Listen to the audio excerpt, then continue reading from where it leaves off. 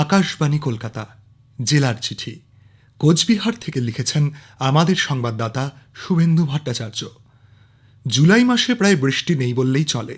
চাঁদি ফাটা গরমে কার্যত নাজেহাল জেলাবাসী। মাঝে মাঝে বৃষ্টি হলেও পরিমাণ যথেষ্ট কম, তাই নিস্তার নেই গরমের হাত থেকে। এবছর কোচবিহারে প্রায় 50% বৃষ্টিপাত কম হয়েছে। তাপমাত্রা ঘোরাফেরা করছে 35 থেকে 38 ডিগ্রি সেলসিয়াসের মধ্যে। তবে অনুভূত হচ্ছে 42 থেকে 46 ডিগ্রি পর্যন্ত। ক্ষতি হচ্ছে সবজি চাষের, আমন ধান চাষেরও সমস্যা হচ্ছে।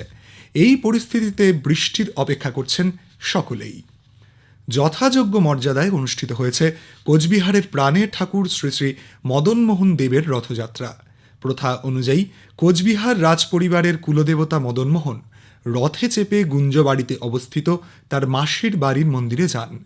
7 দিনের মাথায় তিনি আবার ফিরে আসেন।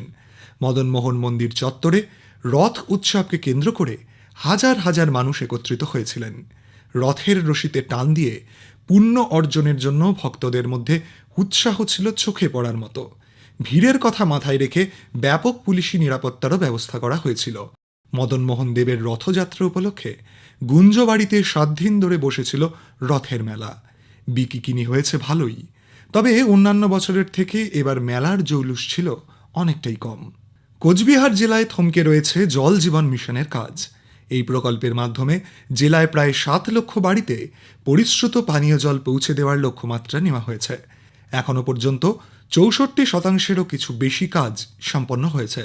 2024-এর ডিসেম্বরের মধ্যে কাজ শেষ হওয়ার কথা থাকলেও অক্টোবর থেকে প্রকল্পের টাকা বন্ধ।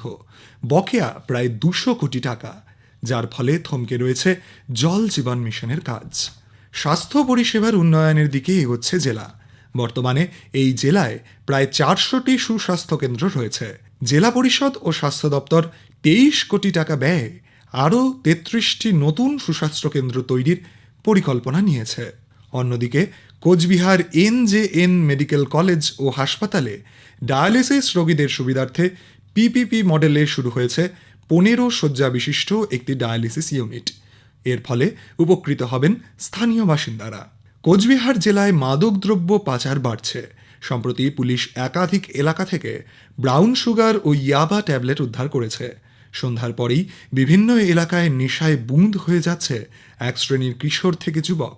পুলিশের তরফে মাদক বর্জনের জন্য যেমন একদিকে প্রচার চালানো হচ্ছে, তেমনি মাদক কারবারিদের বিরুদ্ধে ধরপাকড় অব্যাহত রয়েছে।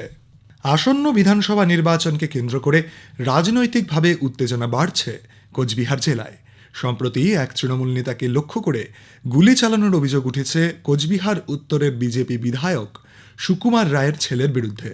এই ঘটনায় সুকুমার রায়ের ছেলেকে গ্রেপ্তার করেছে পুলিশ। যদিও বিজেপি এই ঘটনাকে তৃণমূলের ষড়যন্ত্র বলে দাবি করেছে। অন্যদিকে শীতলকুচির বিজেপি বিধায়ক বরেন বর্মন ও মাথাভাঙার বিধায়ক সুশীল বর্মনকে তৃণমূল কর্মীদের বিক্ষোভের মুখে পড়তে হয়েছে। এছাড়াও শাসক দলের অভ্যন্তরীণ দ্বন্দ্বে মাঝে মাঝেই উত্তপ্ত হয়ে উঠছে এলাকা। কোচবিহারের দিনহাটার চৌধুরী হাটের বাসিন্দা উত্তম কুমার ব্রজবাসীকে অসম সরকারের NRC নোটিশ পাঠানোকে কেন্দ্র করে বিতর্ক দেখা দিয়েছে রাজ্য রাজনীতিতে। উত্তম কুমার ব্রজবাসীর জন্ম কোচবিহারে, তবুও অসম সরকার দাবি করেছে তিনি অসম সীমান্ত হয়ে ভারতে প্রবেশ করেছেন। তাই ভারতীয় নাগরিকত্ব প্রমাণের জন্য তাকে নোটিশ করা হয়। এই নিয়ে রাজনৈতিক চাপানোতর শুরু হয়েছে। 21শে জুলাইয়ের মঞ্চে উত্তম কুমার ব্রজবাসীকে হাজির করেছে তৃণমূল। তাকে সামনে রেখে বিজেপি বিরোধী সুর চড়িয়েছেন স্বয়ং মুখ্যমন্ত্রী মমতা ব্যানার্জি। বাংলাদেশি সন্দেহে কোচবিহারের একাধিক পরিযায়ী শ্রমিককে দিল্লি সহ দেশের বিভিন্ন রাজ্যে গ্রেপ্তার ও আটক করেছে সংশ্লিষ্ট রাজ্যের পুলিশ। কোচবিহার জেলা প্রশাসনের মধ্যস্থতায় ছাড়া পেয়েছেন অনেকেই। তৃণমূল একে বাংলা ও বাংলা ভাষীদের বিরুদ্ধে বিজেপির ষড়যন্ত্র বলে দাবি করেছে, যদিও অভিযোগ উড়িয়েছে বিজেপি। ডেঙ্গি নিয়ে কোচবিহারে সচেতনতা বৃদ্ধি করতে উদ্যোগ নিয়েছে জেলা স্বাস্থ্য দপ্তর। ডেঙ্গি পরিস্থিতি উদ্বেগজনক না হলেও সতর্ক রয়েছে স্বাস্থ্য দপ্তর। চলতি মরশুমে কোচবিহারে এখনো পর্যন্ত প্রায় 50 জন ডেঙ্গি আক্রান্তের সন্ধান মিলেছে, যাদের মধ্যে অধিকাংশই সুস্থ হয়েছে। জেলার চিঠি শেষ হলো। কোচবিহার থেকে পাঠিয়েছেন আমাদের সংবাদদাতা শুভেন্দু ভট্টাচার্য।